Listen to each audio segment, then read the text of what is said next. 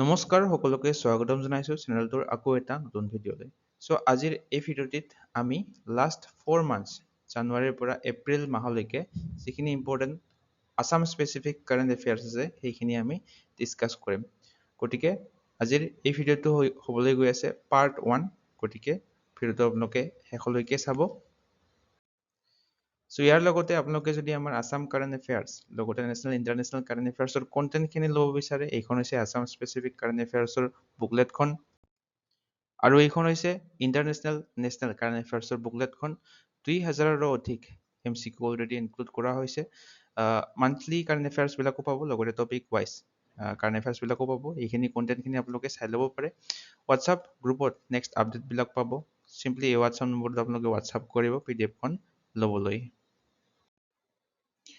So প্ৰথম প্ৰশ্নটো হৈছে দেৱী Daimari of Assam won which medal in the Khelo India Tribal Games 2026?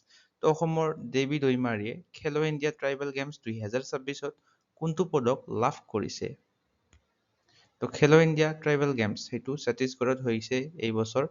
তো দেৱী দৈমাৰীয়ে লাভ কৰিছে চিলভাৰ মেডেল। অপশ্যন বি টো ইয়াৰে কাৰেক্ট হৈ যাব।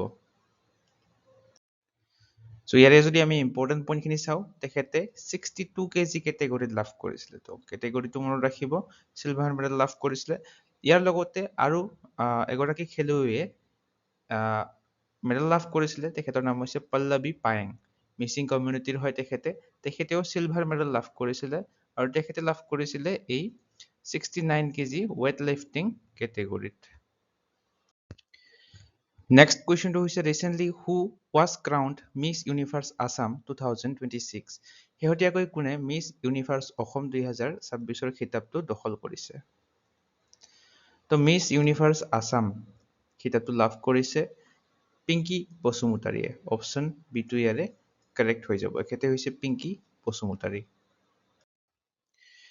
Next question হৈছে what is the name of the first satellite mission led by a North-East Indian Institute, Assam Don Bosco University?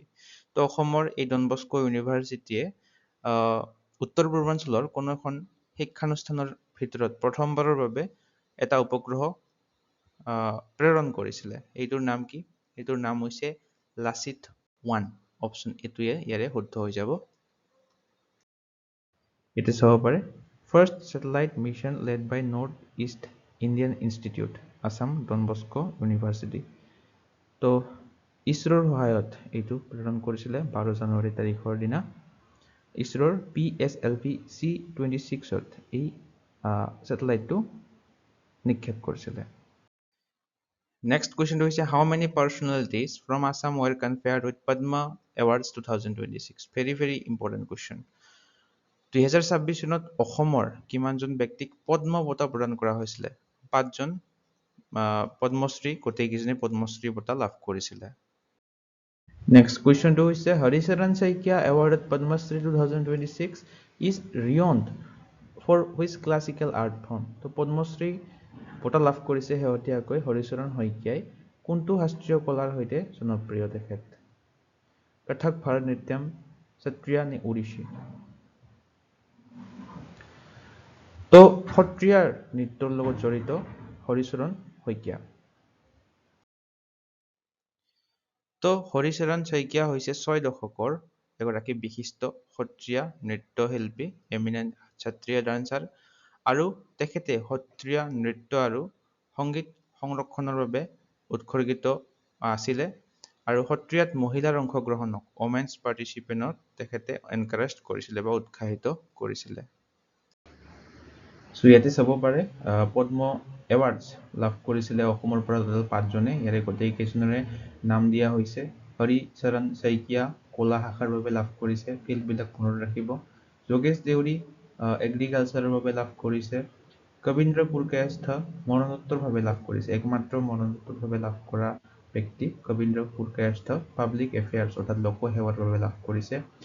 Nuruddin আহমেদে লাভ কৰিছে কলা শাখাৰ বাবে আৰু পখিলা লেকথেপিয়ে লাভ কৰিছে কলা শাখাৰ বাবে। আৰু 5জনে পদ্মশ্ৰী এৱাৰ্ড লাভ কৰিছে 2026 চনৰ বাবে এইবাৰ।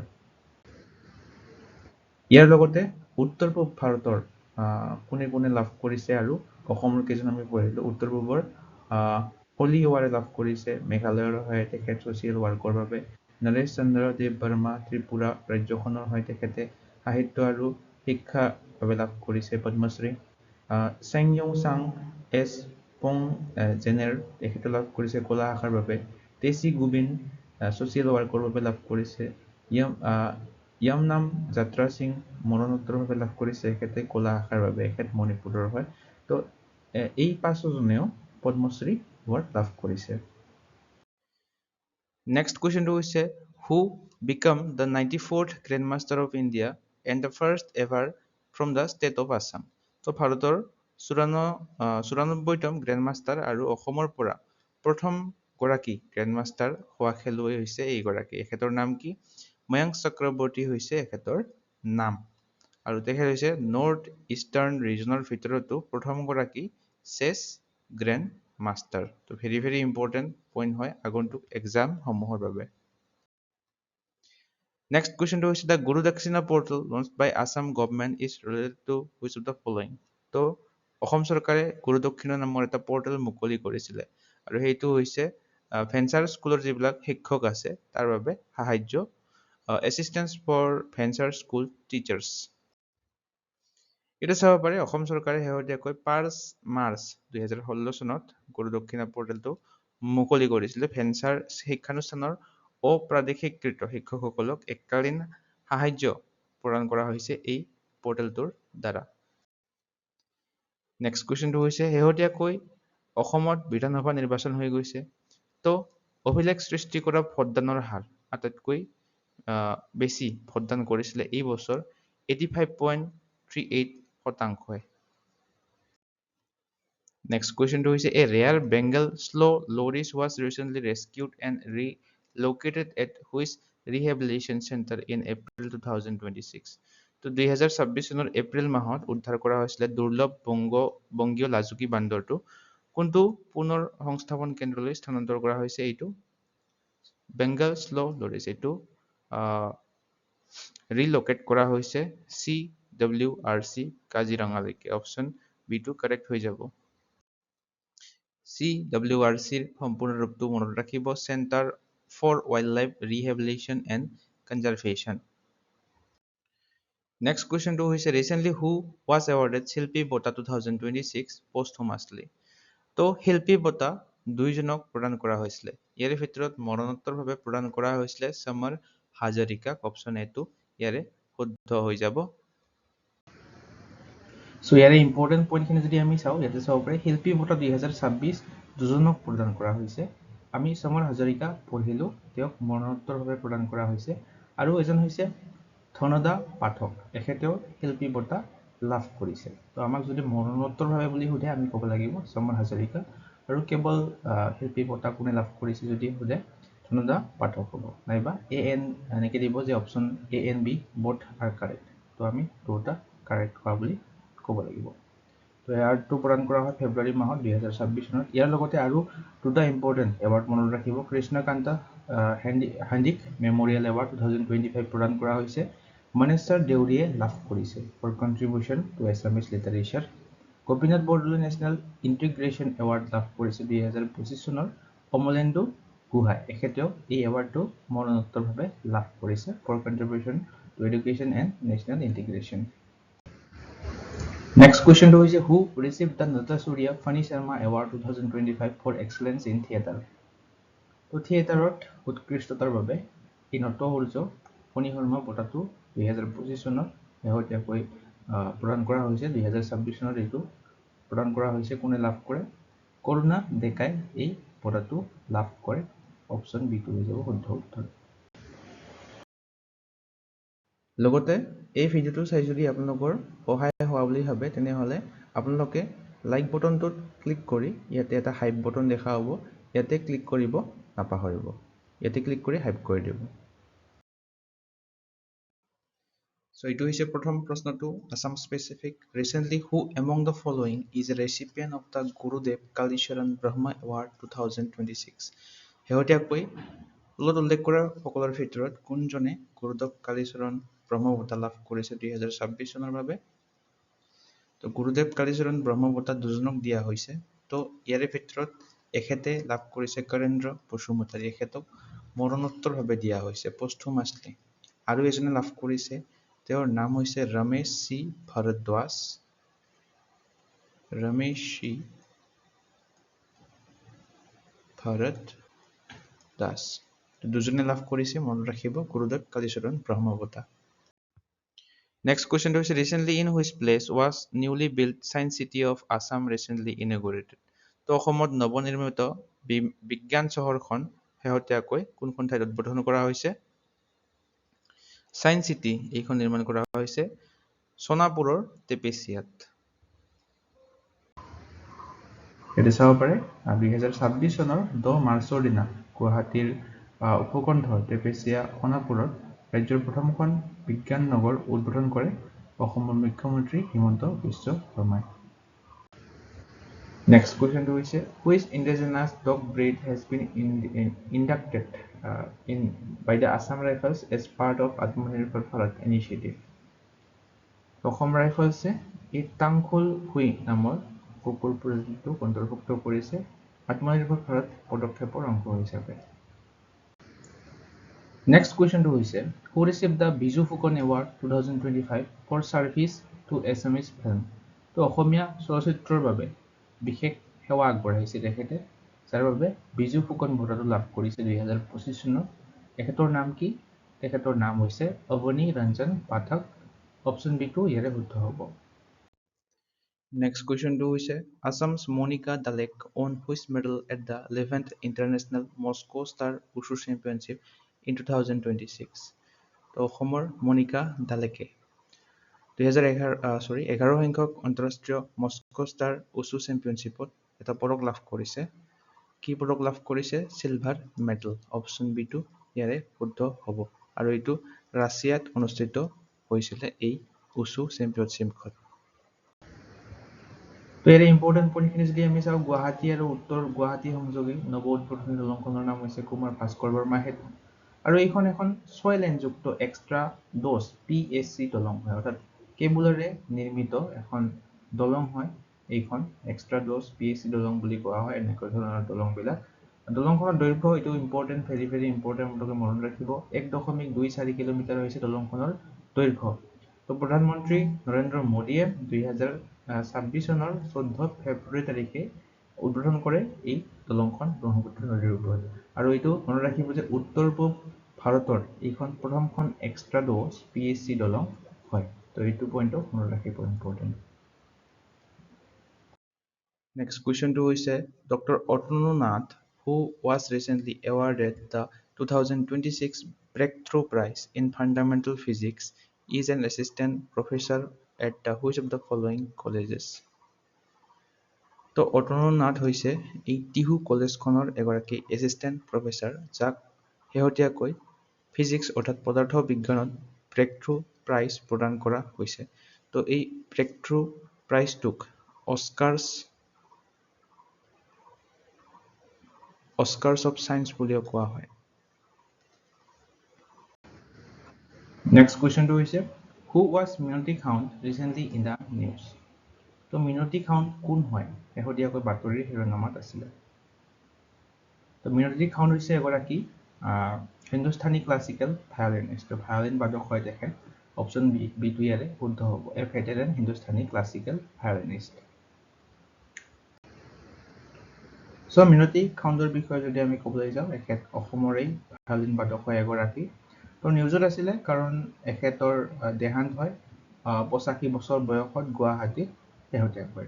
দীৰ্ঘদিনীয়া অসুস্থতাত ভুগি আছিল তেখেত। তো 85 বছৰ বয়সত তেখেতে শেষ নিশ্বাস ত্যাগ কৰে। নেক্সট কুৱেশ্যনটো হৈছে exercise Khanjar 2026 is conducted between India and which country? Khanjar 2026 নামৰ এই অনুশীলনটো ভাৰত আৰু কোনখন দেশৰ মাজত চলোৱা হৈছিলে? তো ভাৰত আৰু কিৰ্গিস্তানৰ মাজত এই খঞ্জাৰ 2026 নামৰ অনুশীলনটো অনুষ্ঠিত হৈছিলে। তো ইয়াতে চাব পাৰে খঞ্জাৰ 2026 নামৰ এক্সাৰচাইজটো ইণ্ডিয়া আৰু কিৰ্গিস্তানৰ মাজত অনুষ্ঠিত হৈছিলে। আৰু এইটো অসমত অনুষ্ঠিত হৈছিলে, সেইবাবে এইটো ইম্পৰ্টেণ্ট হৈ যাব। 13তম এডিশ্যন আছিলে এইটো খঞ্জাৰ 2026 এক্সাৰচাইজৰ। তো তো 4 তাৰিখৰ পৰা ফেব্ৰুৱাৰীৰ 17 তাৰিখলৈকে অনুষ্ঠিত হৈছিলে অসমৰ মিছামাৰী আৰু ইয়াৰে ফ'কাছটো কি আছিলে ফ'কাছটো আছিলে ৰাষ্ট্ৰসংঘৰ আদেশৰ অধীনত সন্ত্ৰাসবাদ বিৰোধী আৰু নগৰ যুদ্ধ অভিযানত অন্ত কাৰ্যক্ষমতা বৃদ্ধিৰ ওপৰত গুৰুত্ব আৰোপ কৰা হৈছিলে Next question to is the Bir Silarai Award is annually conferred by Assam government to the best achiever in which category? তো Bir Silarai Award প্ৰতি বছৰে প্ৰদান কৰা হয়। তো এইটো প্ৰদান কৰা হয় NCC কেডেট বিলাকক অপচন B2 হৈ যাব শুদ্ধ উত্তৰ। প্ৰিয়তে চাব পাৰে আমি বীৰ চিলাৰাই দিৱস প্ৰতি বছৰে পালন কৰোঁ কেই তাৰিখে 1 ফেব্ৰুৱাৰী তাৰিখে এইটো হাইয়েষ্ট অনাৰ হয় NCC কেডেট বিলাকৰ এইটো মনত ৰাখিব সৰ্বোচ্চ সন্মান হয় এইটো আৰু বীৰ চিলাৰাই আমি সকলোৱে চিনিয়ে পাওঁ কমাণ্ডাৰ ইন চিফ আছিলে কোচ ডাইনেষ্টিৰ কোচ বংশৰ মুখ্য সেনাপতি আছিলে তেখেত Next question to is who among the following has been honored with the Shilpa Sadhana Award 2026 by the organization Sokala তো চৌকালা নামৰ সংস্থাটোৱে শেহতীয়াকৈ শিল্প সাধনা বঁটা প্ৰদান কৰিছে 2026 চনৰ বাবে আৰু সেইটো লাভ কৰিছে ভৱাকান্ত শইকীয়াই অপচন বিটুয়েৰে শুদ্ধ হ'ব ভৱাকান্ত শইকীয়াই এই শিল্প সাধনা বঁটা 2026 টো লাভ কৰিছে তো এইটো চাব পাৰে ভৱাকান্ত শইকীয়া এগৰাকী ভিজুৱেল আৰ্টিষ্ট হয় তেখেতে বৰ্তমান গোলাঘাট চাৰু কলা বিদ্যালয়ত শিক্ষক হিচাপে কৰ্মৰত হৈ আছে Next question is the joint training exercise Agni Pariksha was conducted between Indian Army and which force? তো ভাৰতীয় সেনাবাহিনী আৰু কোনটো বাহিনীৰ মাজত এই যৌথ প্ৰশিক্ষণ অনুশীলন অগ্নি পৰীক্ষা নামৰ যৌথ প্ৰশিক্ষণ অনুশীলনটো অনুষ্ঠিত হৈছিলে 2026 চনত এই অগ্নি পৰীক্ষা নামৰ এক্সাৰসাইজটো হৈছিলে ITBP অৰ্থাৎ ইণ্ডো টিবেটিয়ান বৰ্ডাৰ পুলিচ আৰু ভাৰতীয় সেনাবাহিনীৰ মাজত Next question to is important question itu eta. Indian mountaineer Kabak Yanu recently submitted Mount Aconcagua. Where is this peak located? তো ভাৰতীয় পৰ্বতাৰোহী হয় কাবাক ইয়ানুৱে শেহতীয়াকৈ মাউণ্ট একনকাগুৱা আৰোহণ কৰিছিল এই শৃংগটো ক'ত অৱস্থিত মনত ৰাখিব যে এই কাবাক ইয়ানু হৈছে অৰুণাচল প্ৰদেশৰ এগৰাকী মাউণ্টেইনাৰ অৰুণাচল প্ৰদেশ তো এই পিকটো অৰ্থাৎ এই মাউণ্ট একানকগুৱা এইটো ক'ত অৱস্থিত সাউথ আমেৰিকাত অৱস্থিত দক্ষিণ আমেৰিকাত Next question to লৈ যাম which traditional Assamese item has been included as part of the Republic Day at home invitation to highlight Northeast heritage তো উত্তৰ পূবৰ ঐতিহ্যক উজ্জ্বল কৰি তুলিবলৈ গণৰাজ্য দিৱসৰ আমন্ত্ৰণৰ অংশ হিচাপে অসমৰ এই এৰি সিল্ক ষ্টল এইটো অন্তৰ্ভুক্ত কৰা হৈছে শেহতীয়াকৈ তো ইয়াতে চাব পাৰে শেহতীয়াকৈ প্ৰেসিডেন্ট অৰ্থাৎ ভাৰতৰ ৰাষ্ট্ৰপতি গৰাকীয়ে অসমৰ পৰম্পৰাগত এই গগনাকে ধৰি উত্তৰ পূব অঞ্চলৰ চহকী আৰু সজীৱ জীৱন্ত শিল্প পৰম্পৰাৰ ওপৰত গুৰুত্ব প্ৰদান কৰিছে ৭৭ সংখ্যক গণৰাজ্য দিৱস 2026 চনৰ গণতন্ত্ৰ দিৱসটোৰ বাবে আৰু অতিথিসকলক বিশেষভাৱে কিউৰেট কৰা এই এট হোম ইনভাইটেশন পত্ৰটো প্ৰদান কৰিছে তো অসমৰ এৰি সিল্ক ষ্টলক আমন্ত্ৰণ জনাইছে গণৰাজ্য দিৱসৰ দিনা এৰি সিল্কটো কি বুলি কোৱা হয় অহিংসা বা পিচ সিল্ক বুলিও কোৱা হয় শান্তি বা অহিংসা ৰেশম বুলিও কোৱা হয় এৰি ৰেশমটো অসমৰ এটা গুৰুত্বপূৰ্ণ পৰম্পৰাগত বস্ত্ৰ শিল্প হয় এই এৰি সিল্কটো Next question is which Padma Shri awardee from Assam in 2026 is associated with sericulture and the Bodoland Silk Park?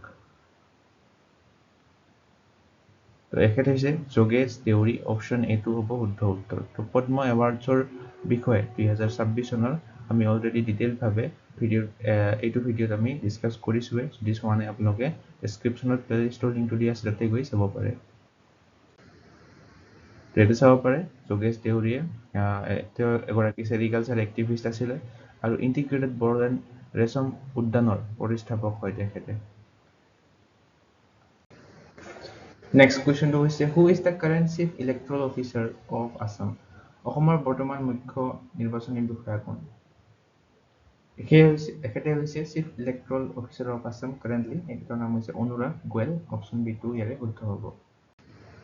Next কুৱেশ্যনটো হৈছে the campus of which premier national educational institute was recently inaugurated by PM Narendra Modi at Palasbari near Guwahati. তো গুৱাহাটীৰ পলাশবাৰীত শেহতীয়াকৈ নৰেন্দ্ৰ মোদীয়ে এখন ৰাষ্ট্ৰীয় শিক্ষানুষ্ঠানৰ চৌহদ উদ্বোধন কৰে। এইখনৰ নাম কি? এই আগশাৰীৰ ৰাষ্ট্ৰীয় শিক্ষানুষ্ঠানখনৰ নাম হৈছে IIM গুৱাহাটী। অপশ্যন বি টো হৈ যাব শুদ্ধ উত্তৰ। সো এটি চাব পাৰে ইণ্ডিয়ান ইনষ্টিটিউট অফ মেনেজমেণ্ট গুৱাহাটীৰ কেম্পাছটো মুকলি কৰে ভাৰ্চুৱেলি প্ৰধানমন্ত্ৰী নৰেন্দ্ৰ মোদীয়ে। তো এইখনৰ 2024 চনৰ 14 ফেব্ৰুৱাৰী তাৰিখে উদ্বোধন কৰে আৰু এইখনৰ অনুমোদিত বাজেট হৈছে প্ৰায় 550 কোটি টকা। সো ভিডিওটোৰ প্ৰথম প্ৰশ্নটো হৈছে recently who become the first Assamese leader to participate in world economic forum WEF অৰ্থাৎ বিশ্ব অৰ্থনৈতিক মঞ্চত অংশগ্ৰহণ কৰা প্ৰথমজন অসমীয়া নেতা হিচাপে কোনে পৰিগণিত হৈছে শেহতীয়াকৈ? তো ছবিত দেখি নিশ্চয় ধৰিব পাৰিছে আমাৰ অসমৰ মুখ্যমন্ত্ৰী ডক্টৰ হিমন্ত বিশ্ব শৰ্মা হৈছে প্ৰথমগৰাকী এছামিজ লিডাৰ যিয়ে ৱৰ্ল্ড ইকনমিক ফৰামত অংশগ্ৰহণ কৰিছে। এটা চাব পাৰে 19 জানুৱাৰীৰ পৰা 23 জানুৱাৰীলৈকে বিশ্ব অৰ্থনৈতিক মঞ্চৰ অৰ্থাৎ ৱৰ্ল্ড ইকনমিক ফৰামৰ এনুৱেল মিটিংখন হয় ডেভছত আৰু তাতে হিমন্ত বিশ্ব শৰ্মাই অংশগ্ৰহণ কৰে আৰু প্ৰথমবাৰৰ বাবে কেন্দ্ৰীয় চৰকাৰে অসমক এখন উন্নত ৰাজ্যৰ সমান্তৰালকৈ WEF অৰ্থাৎ ৱৰ্ল্ড ইকনমিক ফৰামত ভাৰতক প্ৰতিনিধিত্ব কৰাৰ সুযোগ দিছে। Next question to is under Assam government's financial assistance scheme, how much monthly aid is provided to Udakhin Bhagat? অৰ্থাৎ শেহতীয়াকৈ উদাসীন ভকতসকলৰ বাবে এটা স্কিম লঞ্চ কৰিছিলে অসম চৰকাৰে। কিমান আৰ্থিক সাহায্য প্ৰদান কৰিছে এই আঁচনিটোৰ অধীনত?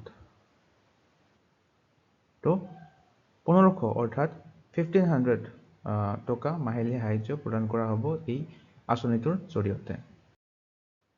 ইয়াত চাব পাৰে এই আঁচনিখনে সমগ্ৰ অসম ৰাজ্যৰ প্ৰায় 620 জন ভকতক সামৰি লৈছে। মুখ্যমন্ত্ৰী হিমন্ত বিশ্ব শৰ্মাই শেহতীয়াকৈ এইটো ঘোষণা কৰিছিলে। Next question to is an important question. Recently, which medal did Lavlina Borgohain win at the Asian Boxing Championship in April 2026? তো শেহতীয়াকৈ এপ্ৰিল মাহত এছিয়ান বক্সিং চেম্পিয়নশ্বিপত লাভলিনা বৰগোহাঁইয়ে এই ব্ৰঞ্জৰ পদক লাভ কৰিবলৈ সক্ষম হয়। Next question to is what is the rank of Assam among northeastern and Himalayan state in the recent fiscal health index? তো শেহতীয়াকৈ ফিস্কেল হেল্থ ইণ্ডেক্সত উত্তৰ পূব আৰু হিমালয়ৰ ৰাজ্যসমূহৰ ভিতৰত অসমৰ স্থান কিমান হৈছে? তো north eastern and Himalayan state কেইখনৰ ভিতৰত অসমৰ স্থান হৈছে পঞ্চম। অপশ্যন চি ইয়াৰে কাৰেক্ট হ'ব ফিস্কেল হেল্থ ইণ্ডেক্সৰ। আৰু অৰুণাচল প্ৰদেশে শীৰ্ষস্থান লাভ কৰিছে এই নৰ্থ ইষ্টাৰ্ণ ষ্টেট কেইখনৰ ভিতৰত। Next question to is which state government launched Sanskar Sala for value based education? তো শেহতীয়াকৈ কোনখন ৰাজ্য চৰকাৰে মূল্যবোধ ভিত্তিক শিক্ষাৰ বাবে সংস্কাৰ শালা মুকলি কৰিছে? তো অসম চৰকাৰে শেহতীয়াকৈ সংস্কাৰ শালা মুকলি কৰিছে। Next question to is recently which Assamese sport personality won Global Gender Equality Award of the International Olympic Committee IOC? অৰ্থাৎ আন্তঃৰাষ্ট্ৰীয় অলিম্পিক কমিটিৰ বিশ্ব লিংগ সমতা বঁটা লাভ কৰিছে শেহতীয়াকৈ অসমৰ কোনগৰাকী ক্ৰীড়া ব্যক্তিত্বই? তেখেতৰ নাম হৈছে অভিজিত ভট্টাচাৰ্য। অপশ্যন বি টো হৈ যাব ইয়াৰে শুদ্ধ উত্তৰ। তো আন্তঃৰাষ্ট্ৰীয় অলিম্পিক কমিটিয়ে এই gender equality diversity and inclusion champions award বঁটাবিলাক প্ৰদান কৰে। তো অভিজিত ভট্টাচাৰ্যই অসমৰ হয়। তেখেত হৈছে ইণ্ডিয়ান মেন্স নেশ্যনেল ভলীবল টীমৰ ফৰ্মাৰ কেপ্টেইন অৰ্থাৎ প্ৰাক্তন অধিনায়ক আছিলে ভলীবল দলৰ। তেওঁ অসম ভলীবল মিছন 100 দৰে পদক্ষেপ আৰম্ভ কৰিছিলে গ্ৰাম্য অসমত ক্ৰীড়া প্ৰচাৰৰ বাবে। Next question to is the Kalai 2 hydropower project is planned on which river? তো কালাই 2 জলবিদ্যুৎ প্ৰকল্প কোনখন নদীত পৰিকল্পনা কৰা হৈছে? তো শেহতীয়াকৈ এই কালাই 2 হাইড্ৰ পাৱাৰ প্ৰজেক্টটো নিউজত আছিলে এইটো কোনখন ৰিভাৰৰ ওপৰত নিৰ্মাণ কৰা হ'ব লোহিত অপশ্যন বি2 হ'ব শুদ্ধ উত্তৰ নেক্সট কুৱেশ্যনটো হৈছে which term best describes the Udahin Bhagats mentioned in the Assam government scheme তো শেহতীয়াকৈ অসম চৰকাৰৰ আঁচনিখনত উদাসীন ভকত বুলি এটা শব্দ প্ৰকাশ পাইছিলে এই শব্দটোৱে কি বৰ্ণনা কৰে আমাক চাৰিটা অপশ্যন দিয়া আছে temple Priest calibrate devotees married kshatriya artists and folk singers তো উদাসীন ভকত এইটো অৰ্থটো হৈছে অবিবাহিত ভক্ত যিবিলাক আছে যিসকলে বিয়া কৰা নাই তেওঁলোকক উদাসীন ভকত বুলি কোৱা হৈছে এই অসম চৰকাৰৰ আঁচনিখনত নেক্সট কুৱেশ্যনটো হৈছে ব্ৰহ্মপুত্ৰ নদীৰ তলত শেহতীয়াকৈ অনুমোদন জনোৱা পানীৰ তলৰ ৰেল আৰু পথ সুৰংগ প্ৰকল্পই অসমৰ কোন দুখন ঠাইক সংযোগ কৰিব তো নিশ্চয় এই নিউজটো দেখিছিলে আপোনালোকে তো এই আণ্ডাৰ ৱাটাৰ ৰেল কাম ৰোড টানেল প্ৰজেক্টটোৱে অসমৰ গহপুৰ আৰু নুমলীগড় ঠাই দুখনক সংযোগ কৰিব অপশ্যন চি শুদ্ধ হ'ব ইয়াৰে Next question is which river in the Kamrup district is identified as a crucial ecological corridor and habitat for Gangetic river dolphin? তো Gangetic নদী ডলফিনৰ বাবে এটা গুৰুত্বপূৰ্ণ পৰিৱেশ তন্ত্ৰ আৰু বাসস্থান হিচাপে চিহ্নিত কৰা হৈছে কামৰূপ জিলাৰ এই কুলচি নদীখন কুলচি ৰিভাৰ তো নদীখনৰ নাম আপোনালোকে মনত ৰাখিব Next question is who is the compiler and editor of the book জুবিনৰ গদ্য তো শেহতীয়াকৈ জুবিনদাৰ ওপৰত এখন গ্ৰন্থ মুকলি কৰিছিলে জুবিনৰ গদ্য বুলি কোন ইয়াৰ সংকলক আৰু সম্পাদক হয় তো জুবিনৰ গদ্য নামৰ এই গ্ৰন্থখন কোনে লিখিছে মঞ্জিত ৰাজকুমাৰ অপশ্যন বি2 হ'ব শুদ্ধ উত্তৰ তো এই জুবিনৰ গদ্য নামৰ গ্ৰন্থখন 6 জানুৱাৰী তাৰিখে অসম গ্ৰন্থমেলাত আনুষ্ঠানিকভাৱে মুক্তি লাভ কৰিছিলে জুবিন গাৰ্গে ৰচনা কৰা গদ্যৰ সংকলন গ্ৰন্থখনে তেওঁৰ সংগীত জীৱনৰ বাহিৰেও তেওঁৰ সাহিত্যিক মাত্ৰাক প্ৰতিফলিত কৰিছে এই গ্ৰন্থখনে Next question is recently foundation stones of India's first riverine lighthouses were recently laid along which river in Assam very important question ভাৰতৰ প্ৰথমটো নদীৰ লাইটহাউছৰ আধাৰশিলা স্থাপন কৰা হৈছে শেহতীয়াকৈ ব্ৰহ্মপুত্ৰ নদীৰ ওপৰত অপশ্যন চি2 হৈ যাব শুদ্ধ উত্তৰ সো শেহতীয়াকৈ 2026 চনৰ 5 মাৰ্চ তাৰিখে কেন্দ্ৰীয় মন্ত্ৰী সৰ্বানন্দ সোণোৱালে ব্ৰহ্মপুত্ৰ নদীৰ পাৰত ভাৰতৰ প্ৰথমটো লাইট হাউছৰ আধাৰশিলা স্থাপন কৰে টোটেল 4টা এনেকুৱা ব্ৰহ্মপুত্ৰ নদীৰ ওপৰত লাইট হাউছ হ'ব পাণ্ডু বগীবিল হিলঘাট বিশ্বনাথ এই ঠাইকেইখনত আৰু এইকেইটাক দ্বীপস্তম্ভ নামেৰে নামাকৰণ কৰা হৈছে এইবিলাকে জাহাজ বিলাকৰ নিশাৰ বাবে যাতায়াতৰ সুৰক্ষা বৃদ্ধি কৰিব Next question is which Brazilian World Cup winner accompanied the FIFA World Cup trophy during its visit to Guwahati তো বিশ্ব কাপ ট্ৰফি গুৱাহাটী আনিছিলে এই ট্ৰফিটো তো কোনজন ব্ৰাজিলৰ বিশ্বকাপ বিজয়ী খেলুৱৈ উপস্থিত আছিলে এই বিশ্বকাপ ট্ৰফিটোৰ লগত এখেতৰ নাম কি এখেতৰ নাম হৈছে গিলবাৰ্টো সিলভা ব্ৰাজিলৰ বিশ্ব বিজয়ী খেলুৱৈ এখেত এগৰাকী নামটো মনত ৰাখিব গিলবাৰ্টো সিলভা তো ইয়াতে চাব পাৰে 13 জানুৱাৰী তাৰিখে তেখেত উপস্থিত হৈছিলে ফিফা ওয়াৰ্ল্ড কাপ ট্ৰফিটোৰ লগত 2002 চনত বিশ্বকাপ বিজয়ী আছিলে গিলবাৰ্টো Silva Next question is which traditional craft was showcased in the Assam tableau during the Republic Day Parade 2026 তো অসমৰ কোনটো প্ৰতীকপট হিচাপে প্ৰদৰ্শন কৰা হৈছিল গণতন্ত্ৰ দিৱসৰ পেৰেডত 15 আগষ্টৰ দিনা 2026 চনত তো এইটো আছিল অসমৰ প্ৰতীকপটটো এইটো হৈছে আচাৰী কান্দি টেৰাকট্টা যেটো ধুবুৰীৰ হয় অপশ্যন বি2 হ'ব শুদ্ধ উত্তৰ অসমৰ প্ৰতীকপটটো আছিল আচাৰী কান্দি টেৰাকট্টা Next question is what is the name of the newly inaugurated bridge connecting Guwahati and North Guwahati তো গুৱাহাটী আৰু উত্তৰ গুৱাহাটী সংযোগী এখন নতুন শেহতীয়াকৈ দলং মুকলি কৰা হৈছে ব্ৰহ্মপুত্ৰ নদীৰ ওপৰত সেই ব্ৰিজখনৰ নাম আমাক কি সুধিছে এই ব্ৰিজখনৰ নাম হৈছে কুমাৰ ভাস্কৰ বৰ্মা যেটো নিশ্চয় সকলোৱে নিউজত দেখিছে ব্ৰিজখনৰ নামটো নেক্সট কুৱেশ্যনটো হৈছে হোৱেৰ ইজ দ্য সোৱণশিৰি লোৱাৰ হাইড্ৰইলেক্ট্ৰিক প্ৰজেক্ট লোকেটেড তো শেহতীয়াকৈ দেশৰ সৰ্ববৃহৎ জলবিদ্যুৎ প্ৰকল্প হিচাপে পৰিচিত সোৱণশিৰি নামনি জলবিদ্যুৎ প্ৰকল্পটো নিউজত আছিলে তো ক'ত অৱস্থিত এইটো তো এইটো অৱস্থিত আসাম অৰুণাচল প্ৰদেশ বৰ্ডাৰ গেৰুকা মুখত অৱস্থিত অপশ্যন বি টো হ'ব শুদ্ধ উত্তৰ ইয়াতে চাব পাৰে সোৱণশিৰি নিম্ন জলবিদ্যুৎ প্ৰকল্প অসম আৰু অৰুণাচল প্ৰদেশৰ সীমান্তৰ গেৰুকা মুখত অৱস্থিত দেশৰ সৰ্ববৃহৎ জলবিদ্যুৎ প্ৰকল্প হিচাপে গণ্য কৰা হৈছে এইটো আৰু মুঠ হাইড্ৰইলেক্ট্ৰিক টোটাল কেপাচিটি কিমান ইয়াৰ 2000 মেগাৱাট এইটো মনত ৰাখিব পাৱাৰটো ক্ষমতা নেক্সট কুৱেশ্যনটো হৈছে recently Assam's doctor Shekhar Suman Bora received the university innovator award at which event তো শেহতীয়াকৈ অসমৰ ডক্টৰ শেখৰ সুমন বৰাই কোনটো অনুষ্ঠানত বিশ্ববিদ্যালয় উদ্ভাৱক বঁটা লাভ কৰিছে তো বিশ্ববিদ্যালয় উদ্ভাৱক বঁটা লাভ কৰিছে ডক্টৰ শেখৰ সুমন বৰাই এই Texas innovation conference and awards 2026ত নেক্সট কুৱেশ্যনটো হৈছে বড়োলেণ্ড বিশ্ববিদ্যালয়ৰ গৱেষক ছাত্ৰ ভৈৰৱ গগৈয়ে শেহতীয়াকৈ কোনটো ক্ষেত্ৰত কৰা কামৰ বাবে ইটালী দেশখনৰ পৰা সন্মানীয় মুনা মেডলাইফ বঁটা লাভ কৰিছে মুনা মেডলাইফ এৱাৰ্ড তো কোনটো ক্ষেত্ৰৰ বাবে লাভ কৰিছে option B environmental biotechnology and phytoremediation option B টো হ'ব শুদ্ধ উত্তৰ ইয়াতে চাব পাৰে ভৈৰৱ গগৈ এগৰাকী স্কলাৰ হয় ডিপাৰ্টমেণ্ট অফ বটানীৰ বড়োলেণ্ড বিশ্ববিদ্যালয় কোকৰাঝাৰৰ আৰু ইটালীৰ নেপলছত অনুষ্ঠিত দ্বিতীয় ভূমধ্য সাগৰীয় সংঘীয় বাৰ্ষিক সভাত তেওঁক শ্ৰেষ্ঠ মৌখিক যোগাযোগৰ বঁটা প্ৰদান কৰা হয়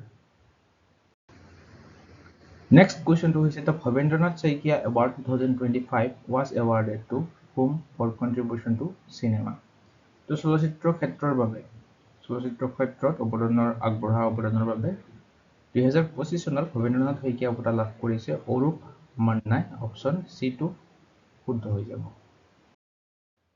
নেক্সট কুৱেশ্যনটো হৈছে the north east first highway emergency landing strip scheduled to be open in February is located in which national highway stretch তো ফেব্ৰুৱাৰীত মুকলি কৰা হ'ব উত্তৰ পূবৰ প্ৰথমটো ঘাইপথ জৰুৰীকালীন লেণ্ডিং ষ্ট্ৰিপ এইটো কোনখন ৰাষ্ট্ৰীয় পথৰ অংশত অৱস্থিত কোনটো ৰাষ্ট্ৰীয় পথৰ তো ৰাষ্ট্ৰীয় পথটো হৈছে ডিব্ৰুগড় মৰাণ নেশ্যনেল হাইৱে ইয়াতে উত্তৰ পূবৰ প্ৰথমটো ইমাৰ্জেঞ্চি লেণ্ডিং ষ্ট্ৰিপ বনোৱা হৈছে আৰু এই লেণ্ডিং ষ্ট্ৰিপটোৰ দৈৰ্ঘ্য হৈছে 4.2 কিলোমিটাৰ যিয়ে অসামৰিক বিমান ভাৰতীয় বায়ুসেনাৰ সুখয় আৰু ৰাফেলৰ দৰে যুদ্ধ বিমানবিলাকক চম্ভালিব পৰাকৈ ডিজাইন কৰা হৈছে এই ঘাইপথটো আৰু ই ডিব্ৰুগড় বিমানবন্দৰৰ বিকল্প হিচাপে কাম কৰিব আৰু ইয়াক ৰাষ্ট্ৰীয় ঘাইপথ আৰু আন্তঃগাঁথনি উন্নয়ন নিগমে নিৰ্মাণ কৰিছে নেক্সট কুৱেশ্যনটো হৈছে who was the founding editor of influential Assamese magazine Prantik who recently passed away তো শেহতীয়াকৈ প্ৰান্তিক আলোচনীখনৰ সম্পাদকগৰাকীৰ মৃত্যু হৈছিলে তেখেতৰ নাম কি তেখেতৰ নাম হৈছে প্ৰদীপ বৰুৱা অপশ্যন ডি টো হ'ব শুদ্ধ উত্তৰ প্ৰদীপ বৰুৱা ৰাধা গোবিন্দ বৰুৱাৰ পুত্ৰ আছিলে আসাম ট্ৰিবিউন গোটৰ প্ৰতিষ্ঠাপক ৰাধা গোবিন্দ বৰুৱাৰ পুত্ৰ আছিলে তেখেত প্ৰদীপ বৰুৱা 87 বছৰ বয়সত প্ৰদীপ বৰুৱাৰ মৃত্যু হয় শেহতীয়াকৈ নেক্সট কুৱেশ্যন হৈছে recently which film won the best film award for 2021 at the 9th Assam State Film Awards তো শেহতীয়াকৈ নৱম অসম ৰাজ্যিক চলচ্চিত্ৰ বঁটা ঘোষণা কৰা হৈছে তো শ্ৰেষ্ঠ চলচ্চিত্ৰৰ বঁটা কোনখন ছবিয়ে লাভ কৰিছে 2021 বৰ্ষৰ বাবে তো 2020 আৰু 21 একেলগে ঘোষণা কৰিছে শেহতীয়াকৈ 2026 চনত তো 2021 বৰ্ষৰ বাবে শ্ৰেষ্ঠ চলচ্চিত্ৰৰ বঁটা লাভ কৰিছে শব্দ নিশব্দ কোলাহল অপশ্যন চি টো হৈ যাব শুদ্ধ উত্তৰ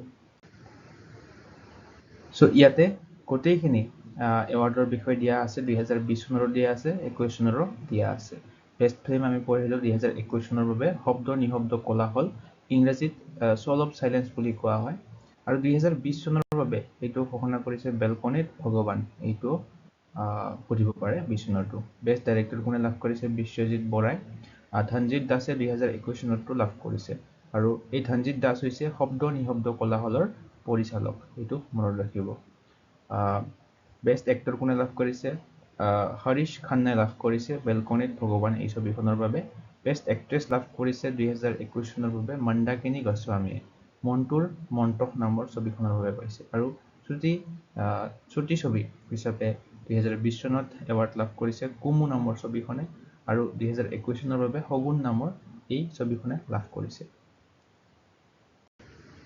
আৰু ইয়াৰ উপৰিও স্পেচিয়েল ৰিকগনিশ্যন অৰ্থাৎ বিশেষ স্বীকৃতি আৰু আজীৱন কৃতিত্বৰ বাবেও এৱাৰ্ড কেইটামান প্ৰদান কৰা হৈছিলে। লাইফ টাইম এচিভমেণ্ট এৱাৰ্ড লাভ কৰিছে 2020 চনৰ বাবে জয়ন্ত ভাগৱতীয়ে, 2021 চনৰ বাবে দীনেশ দাসে লাভ কৰিছে। ইয়াৰ উপৰি জয়ন্ত হাজৰিকা এৱাৰ্ড লাভ কৰিছে শংকৰ লাল গোৱেংকাই 2020 চনৰ বাবে, আৰু জে.পি. দাসে 2021 চনৰ বাবে লাভ কৰিছে। মিউজিক এৱাৰ্ড লাভ কৰিছে শংকুৰাজ কৌৰ আৰু ৰূপম গোয়াই। Next question হৈছে what is the status of rhino poaching in Assam for the year 2024? 2024 চনৰ অসমত কিমানটা গড় চিকাৰ হৈছিলে? 2024 চনৰ এটাও গড় চিকাৰ হোৱা নাছিলে, তো অপশ্যন চি টো হ'ব শুদ্ধ উত্তৰ, জিৰ' পোচিং।